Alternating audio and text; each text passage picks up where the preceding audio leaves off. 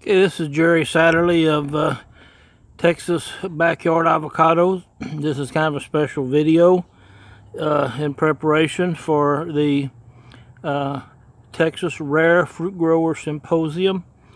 And I want to give you a little bit of a survey of my backyard and my fruit trees. I have 13 avocado trees and 3 citrus trees and 1 apricot tree.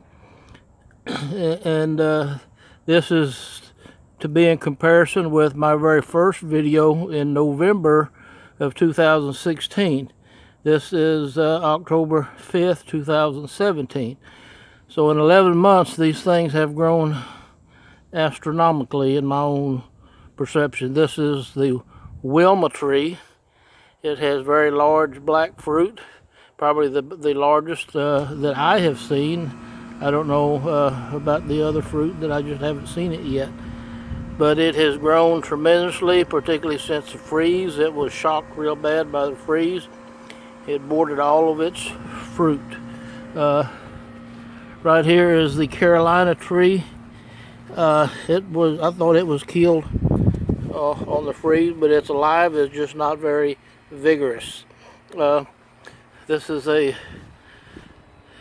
Sito Satsuma, and it has not yielded any fruit, and this is the second season. It was burnt real bad in the freeze, and I kind of expected nothing, but my other citrus trees seem to all produce something. This is the big apricot tree. I'll have to back up. It's probably up 20 feet or so. It's way up there. And it does yield a few apricots, but they're all down on the low side.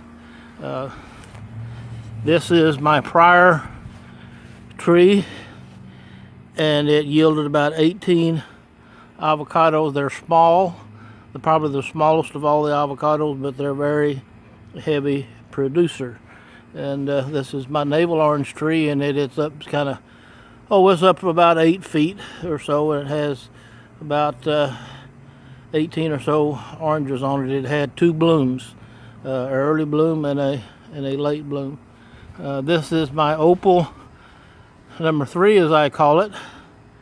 It's up about 9 feet. The frame of reference is the house line, and this patio line, that is 8 feet, and a little bit of a distance perception there, but it's up probably at least 9 feet.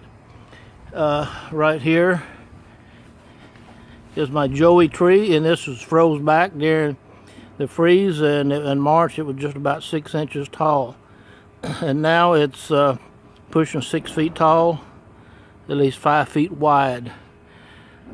The big opal number 1, as I call it, it's up, there's an 8 foot, and it's up I would say double that distance for that span of 8 foot, so it's going to be 16, maybe 17 feet tall. And its counterpart of the big tree is this big Mexicola Grande. Just an incredibly big tree. January it was 10 feet. This time last year it was about 8 feet. So it's kind of overwhelmed me at its growth. This is my big lemon tree. It's up there pretty good height. It has about 60 lemons on it, and it was a late bloom. It was burnt real bad. I thought it was dead, but it came back. This is my Don Juan number 2, and I just planted it. It was the one that had the perfect graft, I called it. It was just about 1 inch or so above the seed, the way they should do it, instead of 6 or 7 inches above the seed. And it's doing. I just planted it like Labor Day weekend. This is the Charlie tree, and I just planted it also. It's from the big Charlie tree from Charlie's restaurant. He has a kind of a famous tree up 40 feet or so. And this is my Don Juan number 3.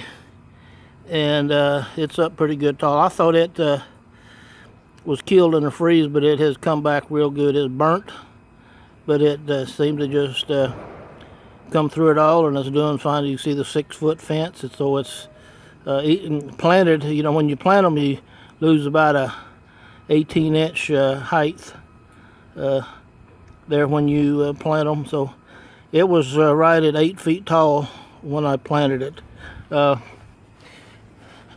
More trees over here that I want to show you. Here is my opal number 2, as I call it. This time last year it was just barely even with that fence. So you can see it's at least double that fence, and it's probably 13, 14 feet tall. This time a year ago it was under 6 feet. So just incredible growth. And this is my favorite tree, the poncho tree. I had that gazebo over it, and you know, with the 8-foot patio there, you can see there's runners up probably 9 feet tall, but it's real wide. By having that gazebo on it, it made it spread out instead of growing vertical. Right here is my number 1 Don Juan tree. It was number 1 because that's the first one I got, and it is growing good. It's under the canopy of this big shade tree, plus I have a gazebo on it, and I'll be taking this gazebo off pretty soon. It just amazes me at how much these things have grown. Let me just give you a little panoramic view. It's quite, I'm just overwhelmed with it. You can see there's the 8-foot patio, and I think it exceeds double when you look at the vertical runners going up. You know, there's 8 foot, and there's a lemon tree. I believe it's over 8 foot. 8 foot there. So this is just these things, these bigger trees, you know, on their second year is when they do the big growing. That, from my experience, the first year they grew a couple feet, but the second year some of them grew 8 feet, or some of them even almost 10 feet. It's just incredible. I'm just having the time of my life learning about this. You see my big magnolia tree. It's up there good 50 feet or so, somewhere in that range, and it won't be long these avocado trees will be catching up to it. So I just pray that all these things will be helpful and convince some of you to get into the avocado backyard hobby, growing avocados, and it's just a fabulous hobby. God bless you. Take care.